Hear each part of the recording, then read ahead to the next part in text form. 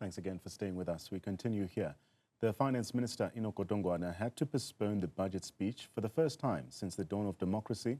This as cabinet members rejected a 2% VAT increase.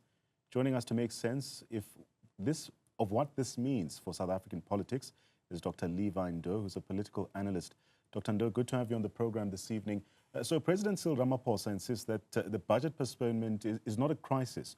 Do you agree, or do you think it signals deeper instability, especially within the GNU? Good evening, Nhlanhla. Good evening to the viewers at home.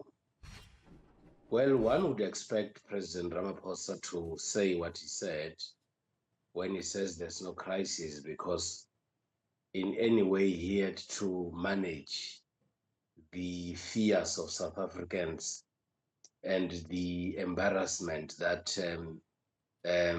has been caused on the part of government. But there are a few things that are important to note. Firstly, to note is that you have got a government that is formed by about 10 political parties. And because you have got this many political parties that are in government, you therefore need to be able to do constant consultation amongst these political parties, especially before you make major decisions. And of course, because these parties, even though they're working together, they still compete against each other. You are actually going to find yourself in a situation similar to this one. You also therefore require that even though you have got so many political parties in the government of national unity, they should therefore be able to manage their differences in a manner that it does not interfere negatively with the other processes or activities of government.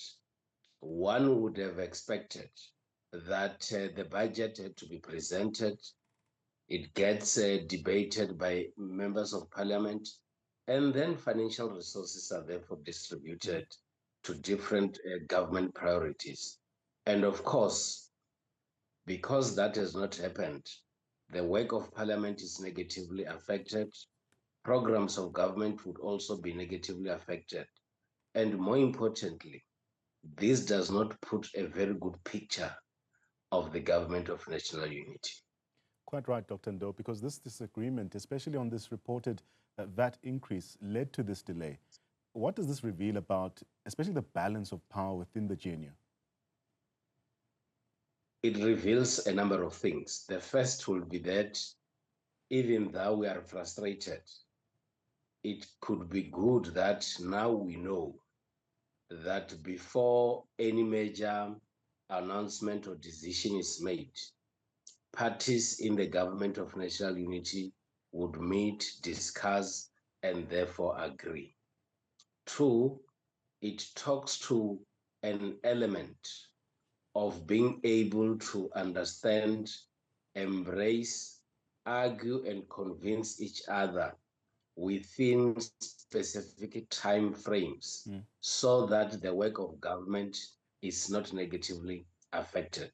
But another area would be that maybe other parties could be taking us where we don't want to go, where they are unable to agree even on smaller issues, and that puts the programs of government in a disadvantaged position.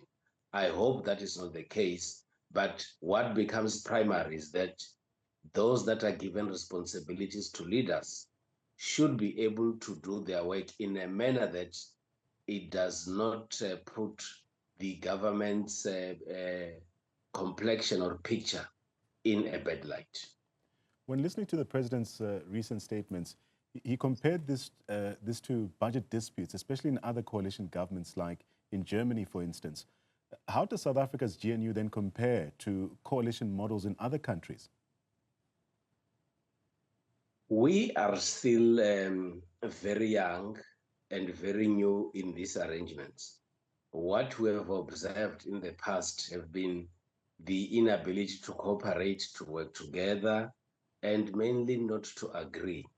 But when we come to the GNU as we have now at national government, it appeared as if there has been tremendous progress, in the sense that they've got what we call the sweeping room, where they're able to discuss their differences and therefore agree. And unfortunately, this time that could not happen. Of course, even with other coalition governments, you're going to get a situation where they find it difficult to agree, and some parties would make life difficult for those that are in charge, or also just do that for the purposes of ensuring that their presence is felt, and also to send a message to their supporters and voters out there that they do make an impact in government.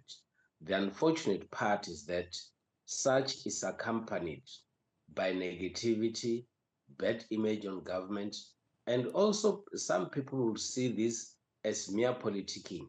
And the unfortunate part is that ordinary citizens are the ones who end up being negatively affected by the politicians who are unable to sit down and agree. But on the contrary, Ramaphosa describes this as a sign of democratic maturation. Is this a genuine sign of progress, or Dr. Ndou, does it expose weaknesses in coalition governance? Of course, when you look at it from outside and generally looking at democratic practices, you would actually agree that indeed this is the maturity of democracy. It could not be very easy for political parties or differing individuals to agree very easily. And those who want to see democracy flourishing would agree with that one. But those who want to see democracy working in their best interest, rather than seeing political parties pointing fingers at each other, to an extent where the budget speech cannot be presented, they would say these are bad signs on the part of the GNU, because the emphasis since the 29th June elections has been that parties have been brought together to be able to work in the best interest of the nation. And unfortunately, if you see them differing in a manner that they are differing now, to an extent where MPs are only informed about the postponement of the budget speech, that does not look good for ordinary citizens who wants to see services being rendered. And in the current situation, we are having floods in South Africa. We are having people that desperately would love to see government doing all that it could for them. And those people might be saying, instead of them prioritizing us as citizens, they are focusing on their difference. So I feel that it is not very good for the image of government. Some of your colleagues, Dr. Ndou, argue that coalitions in South Africa often lead to a gridlock rather than stability. Let's speak about this. What lessons can be drawn, especially from municipal coalition failures that we've seen play out in parts of this country? We have seen coalitions working very, very well in local municipalities in South Africa. Remember, we've got over 60 hung municipalities or municipalities that are run through coalitions. At the same time, we have not seen coalitions working very well in the metros. And the reason would be that maybe there is a much bigger cake that will create this kind of conflict and instability. The lessons, in my view, that we have learned is that it is very much urgent for government to come up with a very clear and simplistic way in which coalitions are supposed to be managed, rules and regulations that are supposed to be followed to manage coalitions should be there, and they should be in black and white. And when it comes to push, a legal framework has to be developed so that some behaviors should be seen as being against the law, so that the focus of our politicians should be on service delivery rather than unnecessary disagreements and conflict in coalitions. But more importantly, Mr. Siume, we are still on a learning curve.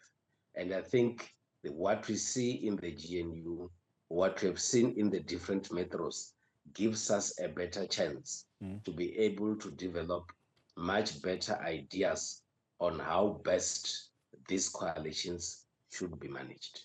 Right. Dr. Ndou, as we begin winding down our conversation, the DA claims victory over this postponement, also even suggesting power struggles within the GNU. Do you think this will set a precedent for future conflicts? If indeed the DA did not want the budget speech to continue, they should therefore be able to claim victory. But if I take you back, the DA has not been very happy with some of the bills that were signed.